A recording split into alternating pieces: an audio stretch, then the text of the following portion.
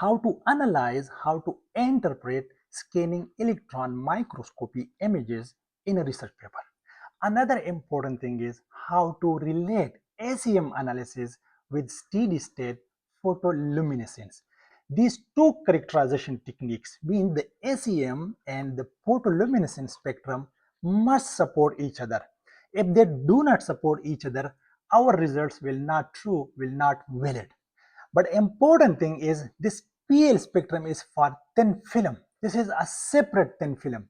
It is not a full device. So before doing a discussion that how to interpret SEM micrographs in a research paper and how to write about the PL spectrum in a research paper, let me clarify a few things. I will explain what is basically thin film and what is full device looks like.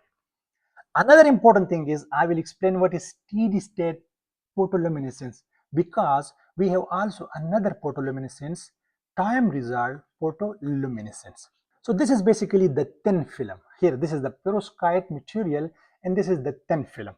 There is nothing above or below here. So we simply do the PL analysis of this thin film. So in our case we have this thin film. But when we insert this thin film or when we bring another layer at the top or at the bottom, it's become device here. Then the PL will change there. That in that case we will talk about the quenching, and that I will explain in the next video. Now let's explain what is steady state photoluminescence. This steady state simply means here that, for example, this is the photoluminescence diagram for organic material, and this is for inorganic material. Inorganic material. So in whole phenomena, we basically shine photons on a material, and the electron basically excite to the higher states. When those electrons de-excite, so we get basically photons, and that photon is basically called fluorescence in this organic molecule, and this is the inorganic molecules. But what is steady state? Steady state basically means that these absorbance photons, these shining photon must be continuous. This is the difference.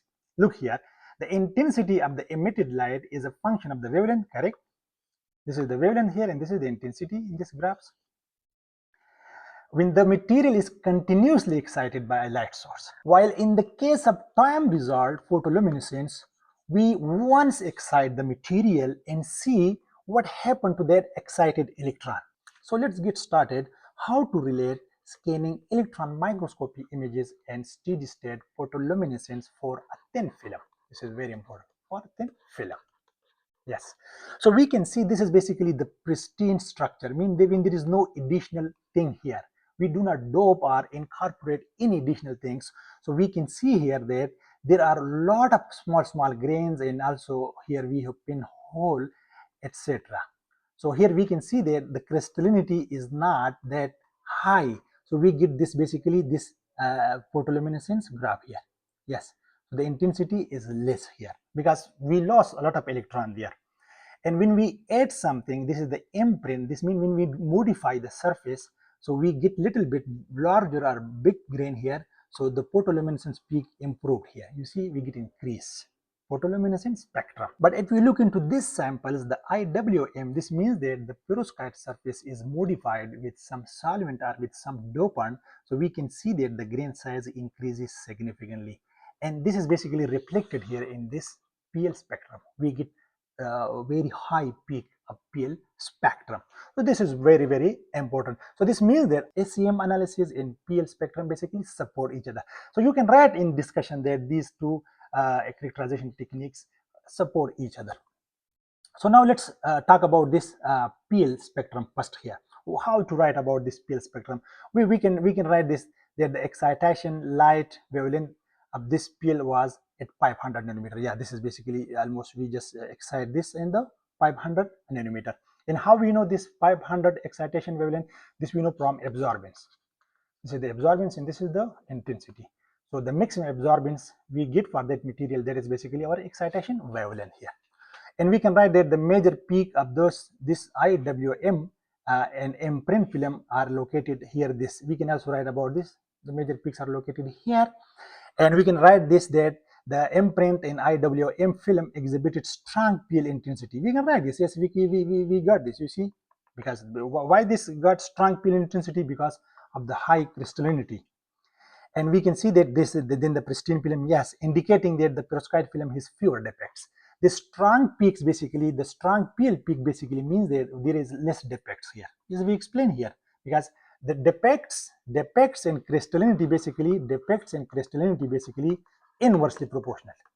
If we have good crystallinity, less defects, higher the PL peak, but for thin film, right? So indicating that the perovskite film has fewer defects with higher crystal quality.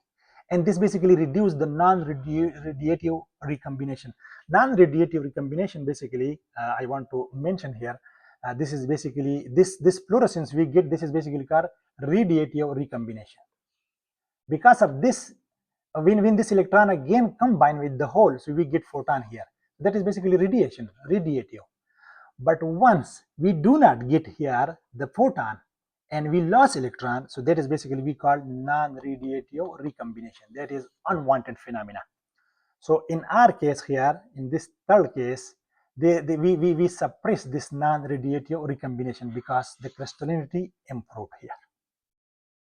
Yes.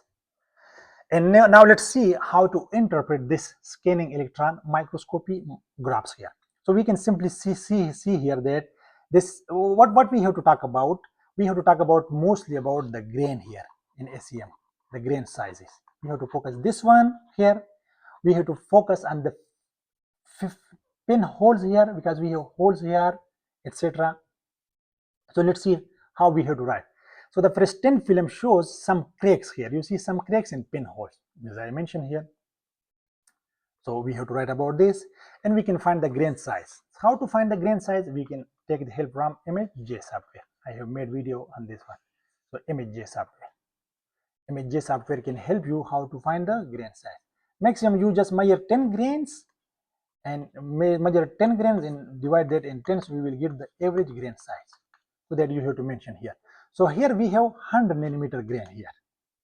And when we see here to the imprint film, so that appear more compact and uniform.